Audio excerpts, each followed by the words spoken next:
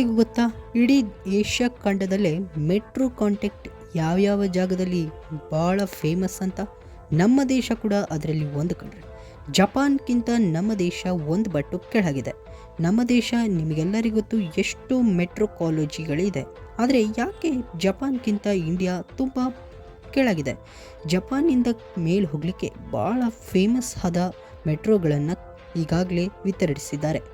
ನಮ್ಮ ದೇಶದ ಪ್ರಧಾನಮಂತ್ರಿಯವರು ನಿರ್ಧರಿಸಿ 982 ಕಿಲೋಮೀಟರ್ ಅಂದಾಜು ವೆಚ್ಚದಲ್ಲಿ ನಡೆಯಲಾಗಿರುವ ಮೆಟ್ರೋ ಕನ್ಸ್ಟ್ರಕ್ಷನ್.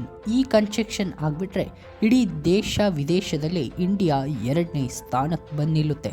ಇಂಡಿಯಾ 2ನೇ ಸ್ಥಾನ ಅಂದರೆ ಆದರೆ ಚೈನಾ ಯಾಕೆ ಈ 1ನೇ ಸ್ಥಾನದಲ್ಲಿದೆ? ಏಕೆಂದರೆ ದೇಶ ವಿದೇಶದಲ್ಲೂ ಫಾಸ್ಟೆಸ್ಟ್ ಮೆಟ್ರೋಗಳನ್ನು ಈಗ ಚೈನಾ ಹೊಂದಿದೆ. ದಿನಕ್ಕೂ USA ಈಗ ಚೈನಾ ಮುಂದೆ ಹೋಗ್ತಾ ಇದೆ. ಇದರಿಂದ ಚೈನಾ ಮುಂದಿದೆ. ಲೈಕ್ ಆ್ಯಂಡ್ ಫಾಲೋ ಮಾಡೋದನ್ನ ಮರಿಬೇಡಿ. Okay, by friends.